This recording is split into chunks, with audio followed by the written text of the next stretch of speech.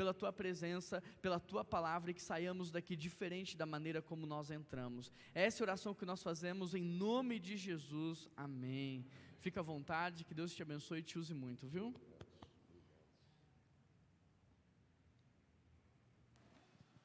Meus amados irmãos, dizendo meu privilégio, da minha honra, estar aqui na Primeira Igreja Batista, na minha cidade de Belo Horizonte.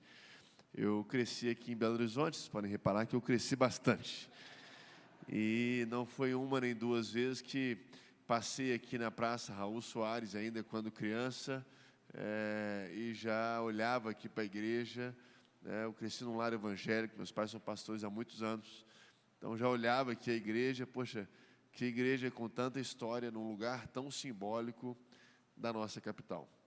Eu não sei se você sabe, eu já compartilhei isso com o pastor Juan em certa ocasião, mas Belo Horizonte é a única capital do Brasil que tem na sua praça central uma igreja evangélica.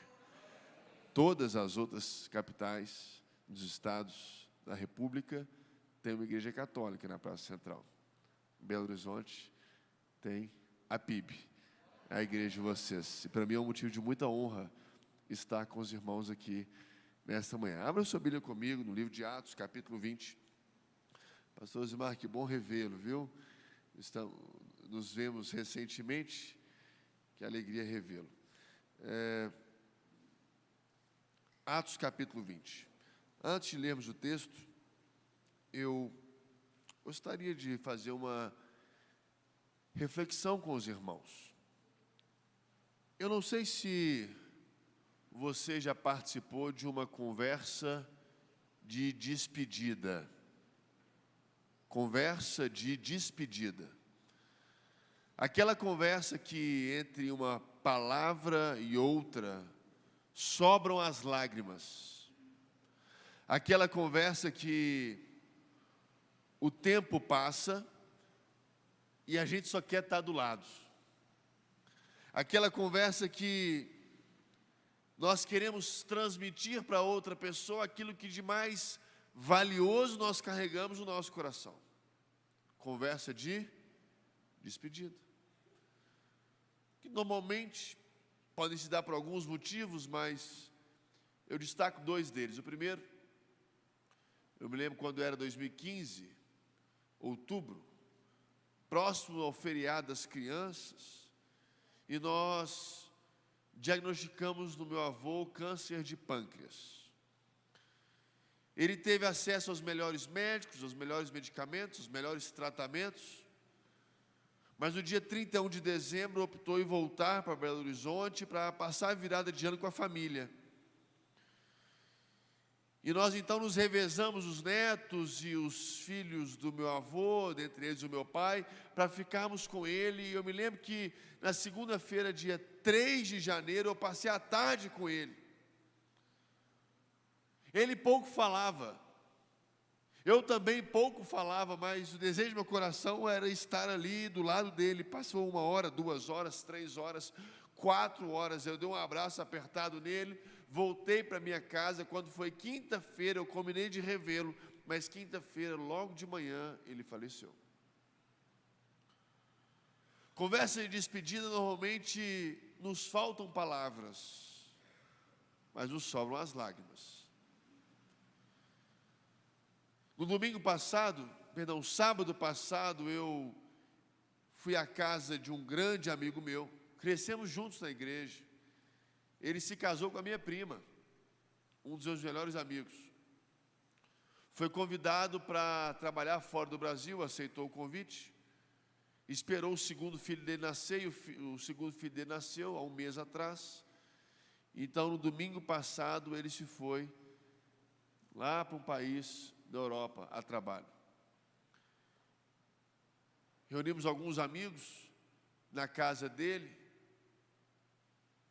O abraço era apertado, as palavras escassas, as lágrimas abundantes. Conversas de despedida são aquelas conversas que nós pouco sabemos o que dizer, o que falar. E após 3 anos de muito trabalho, de extrema dedicação, extrema devoção, de uma intensa construção da igreja do nosso Senhor Jesus Cristo na cidade de Éfeso. O Espírito Santo visita o apóstolo Paulo e diz: Paulo, é preciso voltar para Jerusalém. Após 3 anos de suor, de empenho, de zelo, de ensino, de sofrimento e lágrimas, a sua hora em Éfeso acabou, você precisa voltar para Jerusalém. A hora da despedida chegou. E agora você precisa cumprir uma nova chamada, um novo tempo. Após 3 anos, então, Paulo se despede da igreja em Éfeso. E eu quero que você acompanhe comigo essa conversa de despedida. Porque, como eu disse há pouco, em conversa de despedida, normalmente, nós queremos transmitir para outra pessoa aquilo que de mais valioso, mais precioso, aquilo que de mais especial nós carregamos e queremos transmitir para alguém. Vamos ler juntos então a partir do versículo 17, do capítulo 20 do livro de Atos. De Mileto, Paulo enviou uma mensagem a Éfeso, pedindo aos presbíteros da igreja que se encontrassem com ele. E quando chegaram, Paulo lhes disse: vocês sabem como eu me conduzi entre vocês em todo o tempo, desde o primeiro dia em que eu entrei na província da Ásia, servindo ao Senhor com toda a humildade, com lágrimas, com as provações que me sobrevieram pelas ciladas dos judeus. Vocês sabem que jamais deixei de anunciar o que fosse proveitoso, de ensinar isso a vocês publicamente e também de casa em casa, testemunhando, tanto a judeus como a gregos, o arrependimento para com Deus e a fé em nosso Senhor Jesus Cristo. E agora, impelido pelo Espírito, vou para Jerusalém, não sabendo o que ali vai me acontecer, exceto que o Espírito Santo de cidade em cidade me assegura que prisões e sofrimentos estão à minha espera.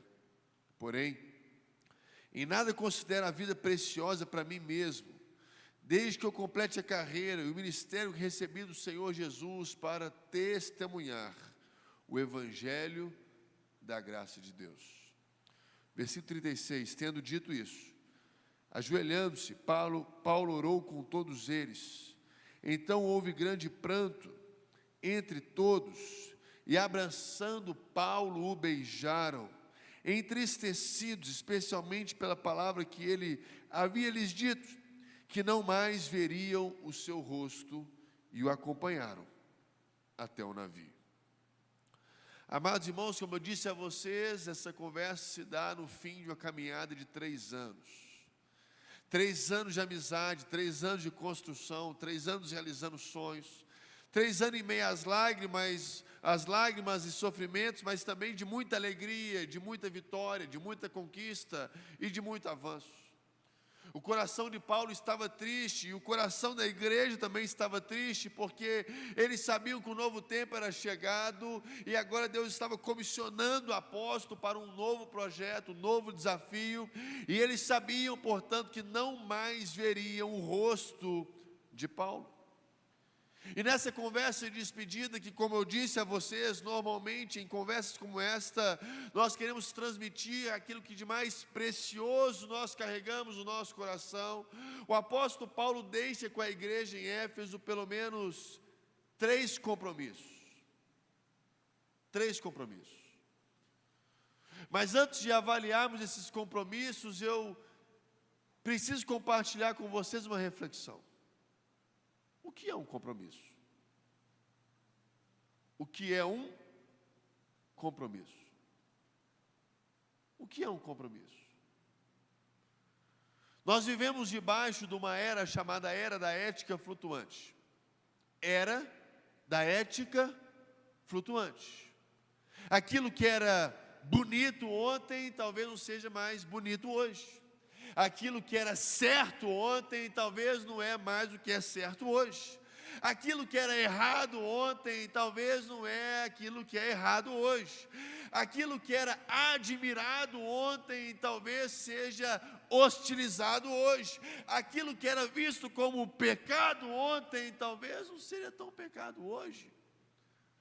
Porque nós estamos debaixo da chamada era da ética flutuante, onde tudo pode, tudo é revisto, tudo é flexível, tudo é líquido, tudo tem um ponto de vista, tudo depende da circunstância, tudo depende do caso.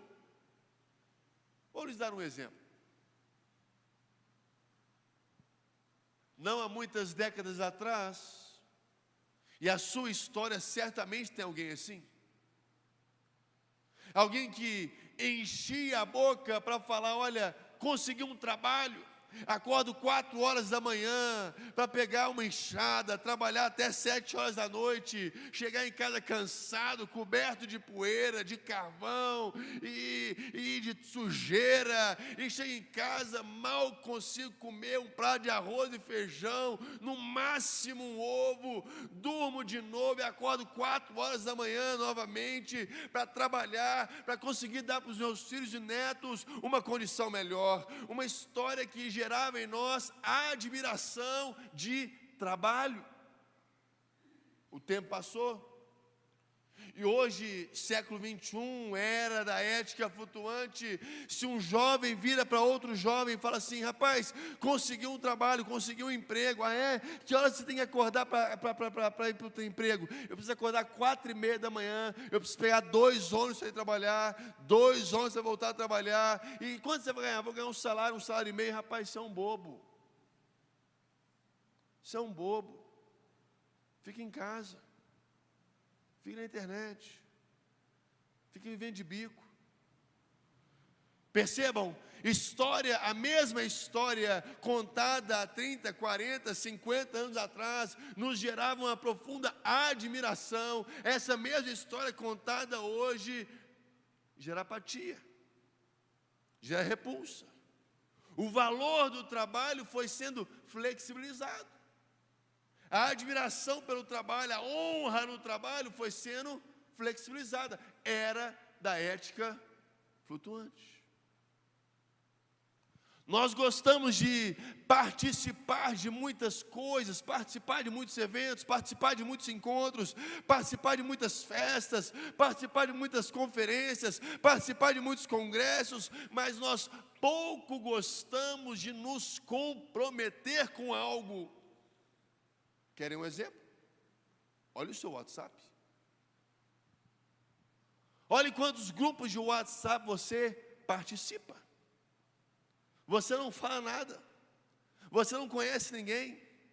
Você mal acompanha o que está sendo lá dito. Você mal acompanha as propostas que estão lá sendo compartilhadas. Mas você continua lá porque você gosta de participar. Você é um participante. Você não conhece ninguém, você não fala nada, você não faz nada, você não manda nada, mas você está lá participando. E se alguém tirar, você faz bico e acha ruim. Porque nós gostamos de participar, mas nós pouco gostamos de nos comprometer. Porque a pessoa que é comprometida, ela avalia o conteúdo do grupo, ela é uma pessoa ativa no grupo, ela escolhe as pessoas que ela coloca no grupo, ela é intencional naquilo que ela faz.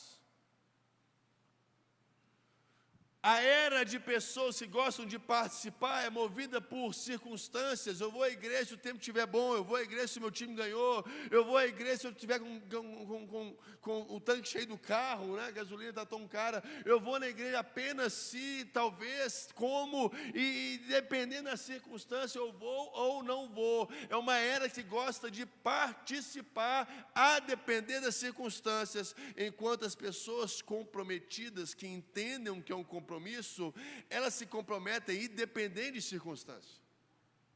Eu estarei na igreja com chuva ou sem chuva, com gasolina R$4, R$5, R$6, R$7 ou R$8. Eu estarei na igreja com meu time campeão ou meu time não campeão, ou meu time sequer na final. Eu estarei na igreja, porque eu tenho um compromisso com a igreja. Eu tenho compromisso com meu Deus, tenho compromisso com a comunidade que eu congrego.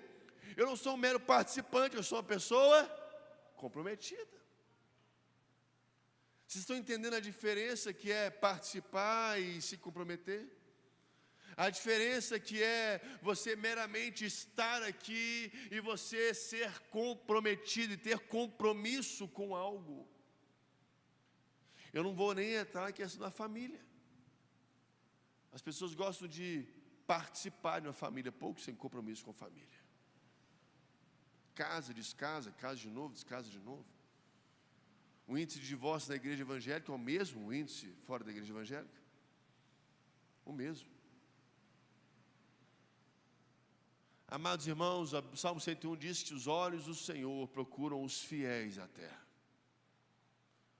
Pessoas que têm compromisso com o Senhor. São movidos independente de circunstância. São movidos independente de reconhecimento. São movidos independente de resultados.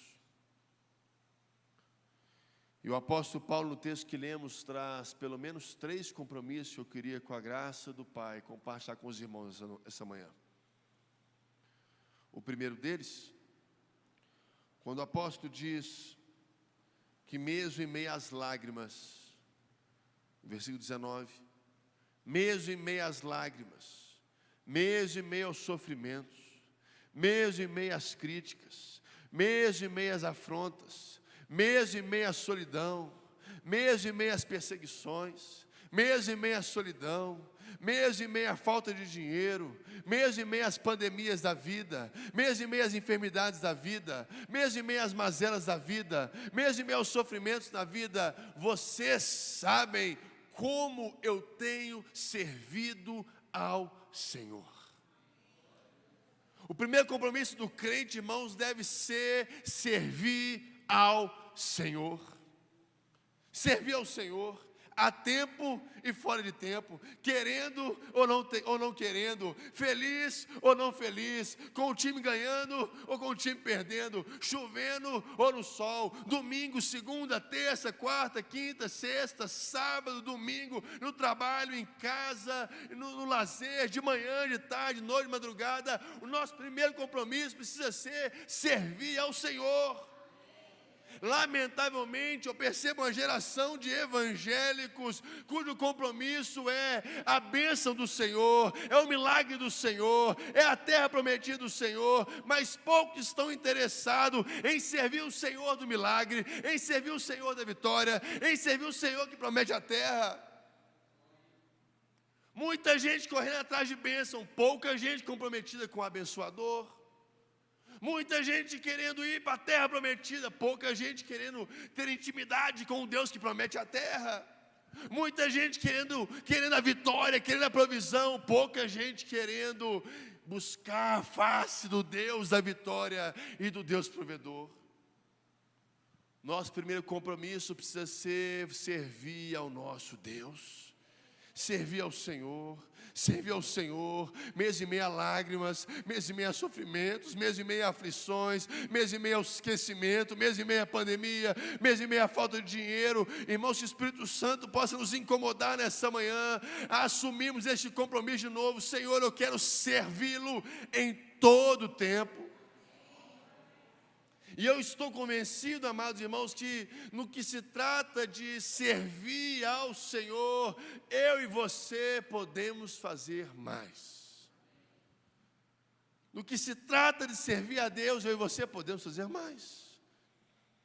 Eu e você podemos chegar mais cedo na igreja, eu e você podemos abrir a nossa casa, eu e você podemos chegar mais cedo no nosso trabalho e orar pelas pessoas que ainda não chegaram lá, eu e você podemos servir um café para alguém, eu e você podemos telefonar para alguém, eu e você podemos convidar alguém para vir à igreja, eu e você podemos sediar um GC, uma célula, um grupo de crescimento na nossa casa, eu e você podemos nos voluntariar no ministério, eu e você podemos fazer mais. E eu também estou convencido de que, no que se trata de servir ao Senhor, eu e você podemos fazer melhor. Podemos fazer melhor. Podemos fazer melhor. Amados irmãos, Sabe, eu vejo aqui 110 anos de igreja. Uau, que história, que símbolo para a nossa cidade, que marco nessa região central de Belo Horizonte. Mas quantas pessoas têm levado uma história com Deus de desleixo? Uma história com Deus, sabe, de qualquer jeito. Vem à igreja como se estivessem indo ao mercado central, do outro lado da praça. Adoram ao Senhor como se estivessem ouvindo uma música qualquer. Leem a Bíblia como se estivessem lendo um livro qualquer, uma placa de trânsito. Eu e você podemos fazer melhor. Eu e você podemos fazer mais. E podemos fazer melhor. Irmãos, eu oro para que o Espírito Santo essa manhã nos incomode a voltarmos a assumir um compromisso de servir a Deus em todo o tempo. Servir a Deus em todo o tempo. Servir a Deus em todo o tempo. Não servir a mim mesmo, não apenas correr atrás das minhas bênçãos, das minhas vitórias, dos meus milagres, das minhas provisões, e isso é legítimo, e eu oro para que Deus te abençoe, e a graça dele te alcance, e portas sejam abertas na sua vida, e você experimente milagres, e favor, e mais favor da parte de Deus, mas isso não pode ser a motivação do nosso coração. A motivação do nosso coração precisa ser: eu quero ter um compromisso com o meu Deus, e servir ao meu Deus, seja em meio a lágrimas, seja em meio a bonança, seja em meio às críticas, seja em meio a tempo de favor, seja com portas abertas, seja com portas fechadas, seja com pandemia, seja sem pandemia. Eu quero ser achado alguém fiel, que serve o meu Deus em todo o tempo. O nosso primeiro compromisso, irmãos, seja servir a Deus. Que os seus filhos, ao olhar para você, vejam pais que servem a Deus. Que os seus netos, ao olhar para você, vejam avós que servem a Deus. E as pessoas, ao entrar nessa igreja, vejam irmãos que servem a Deus. Que o seu colega de trabalho, ao olhar para você, veja alguém que serve a Deus em primeiro lugar. Que o nosso primeiro compromisso, que essa bandeira seja hasteada dentro do seu coração nessa manhã: eu quero servir ao meu Deus. Eu quero servir ao meu Deus nessa geração. Eu quero servir ao meu Deus nesse tempo. Eu quero servir ao meu Deus no século 21. Eu quero servir ao meu Deus no ano 2022. Eu quero ser achado alguém que serve a Deus. Que serve a Deus. O segundo compromisso que o apóstolo Paulo nos relata no texto que lemos. O escritor de Atos diz que mesmo em meio às lágrimas, mesmo em meio às aflições, mesmo em meio às ciladas e às perseguições, as afrontas e as críticas, vocês sabem, os olhos de vocês viram, nós caminhamos juntos, onde eu estive, vocês estiveram juntos. Onde eu fui, nós fomos juntos. O que eu comi, nós comemos juntos. Com quem eu estive, nós estivemos juntos. Quem eu conheci, nós conhecemos juntos. As casas que eu fui, nós fomos juntos. Publicamente, onde eu preguei o evangelho nas praças, nós estivemos juntos. Ou seja, nós vivemos uma vida junto, 3 anos caminhando junto, 3 anos construindo junto. Não há nada escondido, não há nada atrás da porta, não há nada debaixo do tapete. Não há uma vida A e uma vida B, não há um plano A e um plano B, não há máscaras. Vocês sabem como eu me conduzi entre vós em todo o tempo. Compromisso com o nosso testemunho. Vocês sabem como eu me conduzi entre vocês em todo o tempo. Em todo o tempo. Não era só na igreja. Não era só dia de domingo, não era só durante o congresso da igreja, em todo o tempo. Amados irmãos, nós precisamos voltar a pedir ao Espírito Santo que nos incomode a voltarmos a dar um bom testemunho. Sabe por quê? Existem muitas pessoas hoje que não vêm à igreja. Sabe por quê? Existem muitas pessoas hoje que não querem saber da igreja. Sabe por quê? Existem muitas pessoas hoje que têm repulsa da palavra de Deus, repulsa do nosso Senhor Jesus Cristo. Sabe por quê? Por causa de um mau testemunho. As pessoas não conhecem Jesus, mas conhecem você. As pessoas não conhecem a Bíblia, mas conhecem você. As pessoas não conhecem a graça salvadora do nosso Senhor Jesus Cristo, mas conhecem você. E muitas vezes por causa do nosso mau testemunho enquanto pais, mau testemunho enquanto familiares, mau testemunho enquanto empregados e patrões, mau testemunho enquanto cidadãos, mau testemunho enquanto vizinhos, muitas vezes por causa do nosso mau testemunho, pessoas têm se afastado da graça do Senhor. Irmãos, que o Espírito Santo nos incomode essa manhã, voltamos a dar um bom testemunho, voltamos a carregar o bom perfume de Cristo. Eu me lembro de uma certa ocasião que eu fui celebrar um casamento.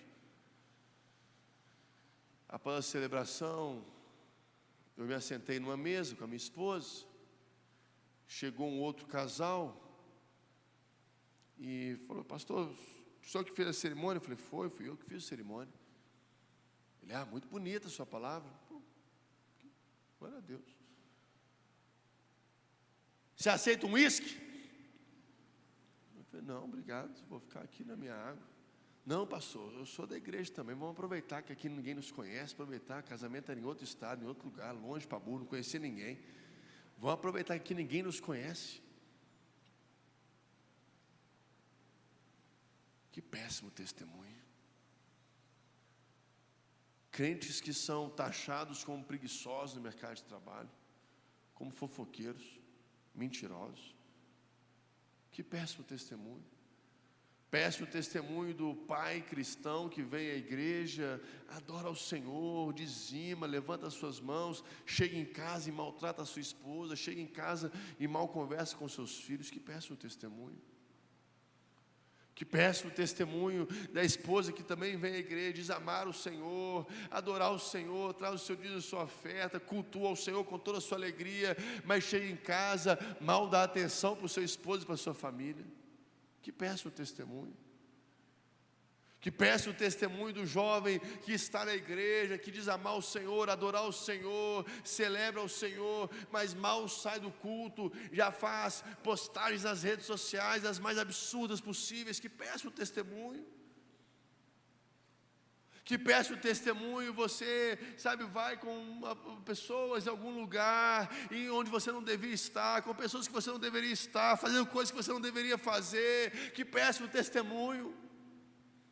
Irmãos, nós precisamos urgentemente pedir ao Espírito Santo que incomode o nosso coração, para voltarmos a dar um testemunho de integridade, de ética, de verdade, de justiça, de transparência, de zelo, de paixão por Jesus, de fidelidade a Deus. Antes de um avamento de poder, nós precisamos viver um avamento de pureza. Por isso que o rei Davi escreve: Senhor, renova em mim um coração puro. Renova em mim um coração puro. Eu quero dar um bom testemunho de quem o Senhor é e de quem eu sou no Senhor. Eu quero que as pessoas vejam o Senhor em mim. Como nós cantamos aqui, a luz do Senhor em mim. Eu quero dar um bom testemunho. Eu quero dar um bom testemunho para minha esposa, eu quero dar um bom testemunho para os meus, eu quero dar um bom testemunho no meu trabalho, eu quero dar um bom testemunho na igreja que eu congrego, eu quero dar um bom testemunho na cidade que eu moro, eu quero dar um bom testemunho nos amigos que eu tenho, eu quero dar um bom testemunho, irmãos. Isaías 60, Timóteo 3, diz a mesma coisa praticamente. A sociedade vive em trevas. O mundo vive em trevas, os tempos serão difíceis, há trevas em todo lugar, as trevas nas praças, nas ruas, nas casas, nos prédios, nos escritórios, nas empresas, as trevas estão em todo o lugar, mas levante-se, porque sobre você a luz e sobre você a glória, resplandece, que a luz de Deus resplandeça sobre a sua vida, que você e eu possamos dar um bom testemunho da graça de Deus, um bom testemunho do Evangelho Salvador de Jesus Cristo, um bom testemunho na fé no Senhor Deus nosso Pai, um bom testemunho de sermos fiéis a Deus, apaixonados por Deus, servindo a Deus, que as pessoas olhem para você e falem: ali vai um crente de verdade, ali vai um crente raiz, ali vai um crente que ama a Deus. Eu estou assustado, irmão. Ser evangélico é chique. Falar que é evangélico nos tempos de hoje virou moda. Virou moda. Eu cresci num lar cristão, como eu disse a vocês. E tanto na minha sala de escola como na minha sala de faculdade, eu era o único cristão evangélico. Único. O único que ia na igreja, o único que lia a Bíblia, o único que orava, único.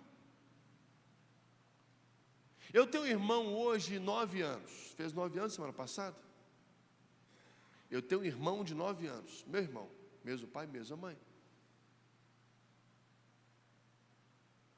E lá na sala dele, por mais criança que ele seja, muitos dizem ir à igreja, muitos pais dizem ir à igreja. Vai na igreja de vez em quando, vai na igreja quando precisa, vai na igreja quando quer, vai na igreja quando precisa de um milagre, de uma cura, de uma intervenção. Procura a bênção, procura o milagre, procura a vitória. Mas de tarde estão tomando uísque, estão se embriagando, estão dando mau testemunho, indo em shows profanos, estão fazendo coisas erradas, estão caminhando os caminhos aí escuros da vida. Que testemunho péssimo, irmãos. Nós precisamos voltar a ter compromisso com o nosso testemunho. No seu trabalho, dê um bom testemunho. Na rua, no prédio, na sua vizinhança, dê um bom testemunho. No trânsito, dê um bom testemunho. Na nossa cidade, dê um bom testemunho. Nas suas redes sociais, dê um bom testemunho. Na sua casa, dê um bom testemunho. Vocês sabem como eu me conduzi entre vocês em todo o tempo.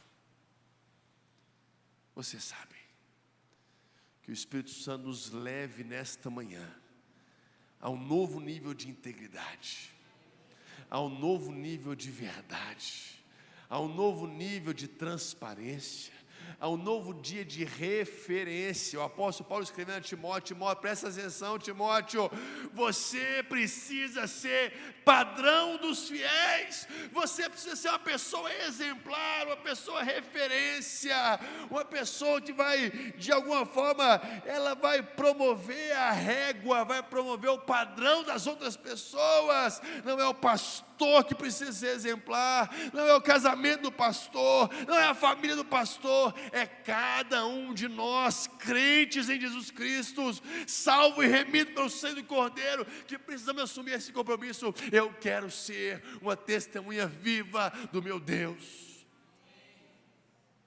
Compromisso com testemunho.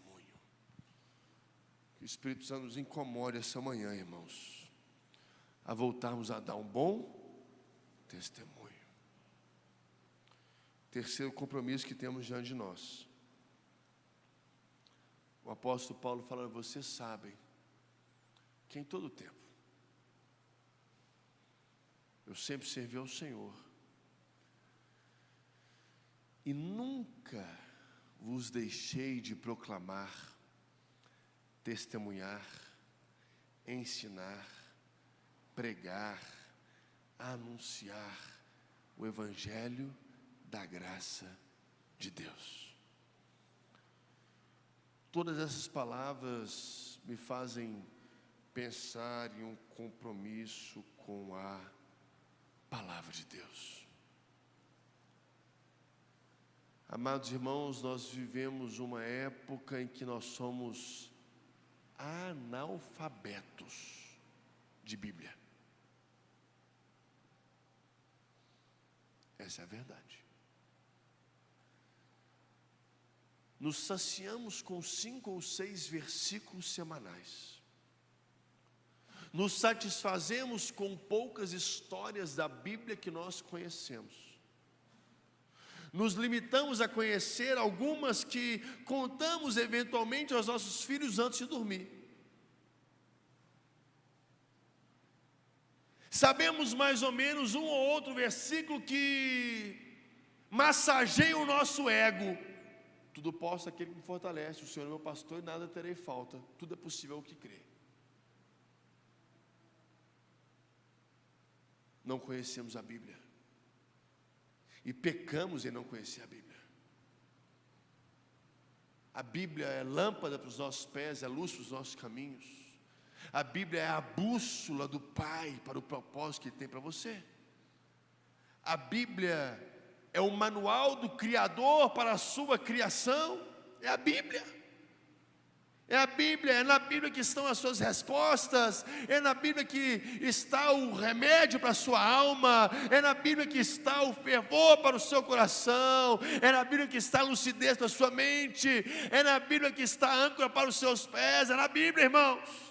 Não é no YouTube, não é no Netflix, não é no WhatsApp, não é no Instagram, não é nos gurus da vida, não é nas palestras de coach da vida, por melhores que sejam materiais que contenham nessas plataformas, está muito longe, muito aqui, não compara com a palavra do nosso Deus, não compara. Eu vejo pessoas fazendo maratonas em Netflix, pessoas viajando para assistir 2, 3, 4 horas de uma boa palestra, mas pouco nos dedicamos à palavra de Deus, pouco estudamos a palavra de Deus, pouco sabemos a palavra de Deus, pouco meditamos a palavra de Deus, não sabemos a palavra, irmãos. Não sabemos a palavra, não conhecemos a palavra.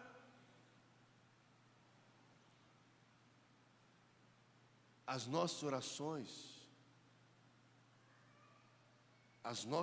são fracas. Sabe por quê? Porque as nossas orações são permeadas do nosso medo, da nossa ansiedade. As nossas orações são permeadas pelos nossos sentimentos. As nossas orações são permeadas pela nossa incredulidade. Mas graças a Deus, Romanos 8 está escrito que o Espírito Santo habita em nós e ora a Deus que está sobre nós com gemidos inexprimíveis, porque nós não sabemos orar como convém. A nossa oração, irmãos, ela precisa estar pautada na palavra de Deus. A minha e a sua oração precisa estar permeada da palavra de Deus, porque Deus não tem compromisso com o pregador, Deus tem compromisso com a palavra dEle. Deus tem compromisso com a palavra dEle, Deus tem compromisso com a palavra dEle. Então você, na sua oração, precisa lembrar a Deus da palavra que Ele mesmo disse. No ano passado, os pastores sabem, e agradeço aqui as orações, a amizade, eu quase perdi a minha cunhada para a Covid. 25 dias internada, por 3 vezes quase morreu. Os médicos deram 6 horas de vida para ela. E naquela primeira bomba, era uma quarta-feira, por volta de 1h, quando os médicos chamaram os meus pais, meu irmão, os pais da minha cunhada, e falaram: olha, ela não passa dessa noite, pode entrar para despedir.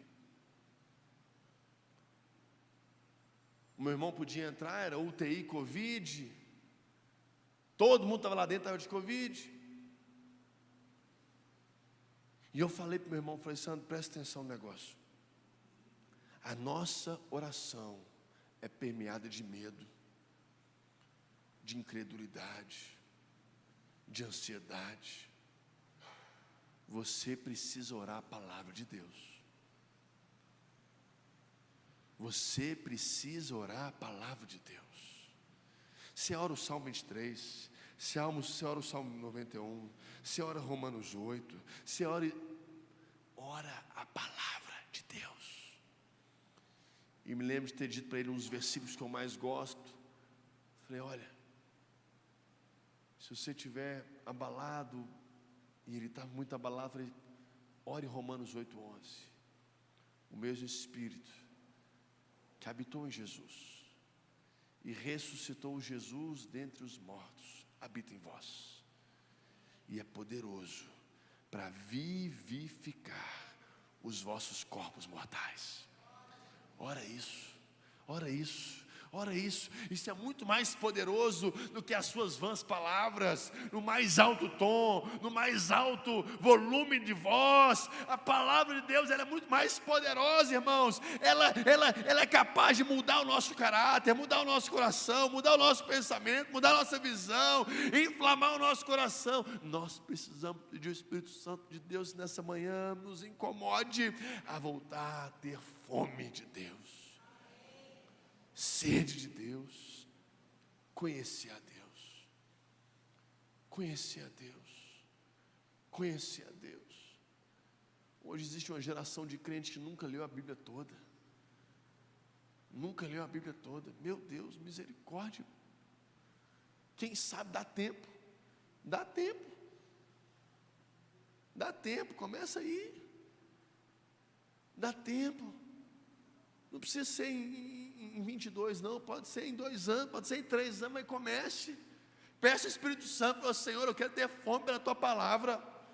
Eu não quero ficar perdido aí, vendo essas coisas na televisão, vendo esses Big Brother da vida. Meu Deus, sem misericórdia, eu quero voltar a ter fome pela Tua palavra. Eu quero acordar e correr para a palavra, e deixar meu coração ser transformado pela palavra, minha mente ser transformada pela palavra, o meu caráter ser transformado pela palavra. Pastor, não estou entendendo nada, mas eu creio que a palavra de Deus é poderosa para forjar o seu coração, a palavra de Deus é poderosa para guiar os seus passos, a palavra de Deus é poderosa para inflamar a sua vida de novo, a palavra de Deus é poderosa para levantar a sua fé de novo. Mas eu não estou entendendo nada, leia. Mas eu não estou entendendo nada, medite. Mas eu não estou entendendo nada, estude. Mas eu não estou entendendo nada, leia de novo, porque a palavra de Deus é poderosa, é poderosa. Que o Espírito Santo nos leve, amados irmãos, a um compromisso com a palavra. E diante desses 3 compromissos que lemos, se as pessoas te perguntarem: o que você vai fazer essa semana? Eu vou servir ao Senhor, eu vou testemunhar o Senhor, e eu vou conhecer o Senhor. O que você vai fazer esse ano? Eu vou servir ao Senhor, eu vou testemunhar o Senhor, eu vou conhecer o Senhor. E o que você vai fazer agora nessa nova casa que você está indo, nessa nova cidade que você está indo morar, nesse novo trabalho que você está indo trabalhar? Eu vou servir ao Senhor, eu vou testemunhar o Senhor, eu vou conhecer o Senhor. E qual é o seu propósito nessa vida? O que você faz nessa vida? O que te define nessa vida? Meu propósito nessa vida é servir ao Senhor, testemunhar o Senhor e conhecer o Senhor. E o que você vai fazer amanhã? Eu vou servir ao Senhor, eu vou testemunhar o Senhor e eu vou conhecer o Senhor. E o que você quer que seus filhos façam da vida deles? Eu quero que eles sirvam ao Senhor, eu quero que eles testemunhem ao Senhor, eu quero que eles conheçam ao Senhor. Servi-lo, testemunhá-lo e conhecê-lo. Servi-lo, testemunhá-lo e conhecê-lo. Servi-lo, testemunhá-lo e conhecê-lo, com pandemia ou sem pandemia, hoje, amanhã, semana que vem, mês que vem, ano que vem, com tempo ou fora de tempo, com lágrimas ou com sorriso, com dinheiro ou sem dinheiro, na doença ou na saúde, bem ou mal, jovem ou velho, não interessa. O lema da minha vida é servir ao meu Deus, testemunhar ao meu Deus e conhecer ao meu Deus. Eu quero ser achado alguém que serve a Deus, testemunha a Deus e conhece a Deus, servi-lo, testemunhá-lo e conhecê-lo em todo o tempo. Os olhos do Senhor procuram os fiéis à terra, os fiéis à terra, aqueles que são comprometidos com Ele, em servi-lo, testemunhá-lo e conhecê-lo. Servi-lo, testemunhá-lo e conhecê-lo. Que o Espírito Santo nessa manhã nos incomode, irmãos, incomode o meu e o seu coração, inquiete o nosso coração,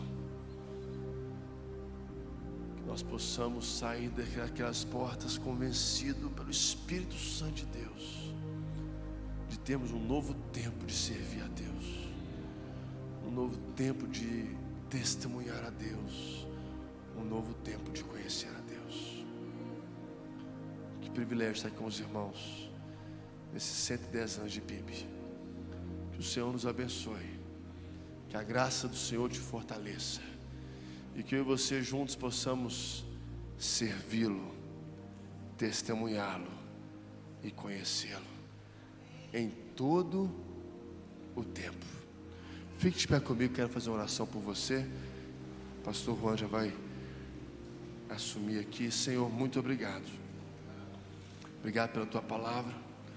Obrigado pelo privilégio e honra, Pai, de estar aqui na PIB com meus amados irmãos. Espírito Santo, venha sobre o nosso coração. Traga incômodo ao nosso coração. Nos incomode essa manhã, Espírito Santo. Traz constrangimento ao nosso coração. Traz incômodo ao nosso coração. Traz chacoalho ao nosso coração, Senhor. Nós queremos ser achado um povo que serve ao Senhor em todo o tempo. Senhor, que cada um que está aqui presente, Pai, Senhor, cada família aqui representada, cada homem, cada mulher, meu Deus, sejamos levados a um novo nível de serviço ao Senhor. Que nisso nós possamos alegrar o coração do Pai, possamos demonstrar toda a nossa devoção, nossa fidelidade a Ti, Deus. Meu Deus, nos permita dar um bom testemunho. Batiza-nos com o coração puro. De novo, Espírito Santo, nos dê a possibilidade de testemunhar a graça do Senhor, o amor do Senhor, o favor do Senhor.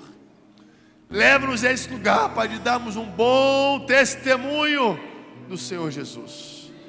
E que o Espírito Santo nos dê fome pelo Senhor, fome em conhecê-lo, em conhecê-lo, em conhecê-lo. Eu quero te conhecer mais, Senhor. Quero te conhecer mais, eu quero te conhecer mais, eu quero te conhecer mais. Desperte em nós fome pela Tua palavra, Senhor. Sede por mais de Ti, Senhor. Incomode o nosso coração para servi-lo, testemunhá-lo e conhecê-lo. Abençoa cada um dos meus irmãos, Pai. Sedimenta essa palavra no nosso coração nessa manhã, no nome de Jesus.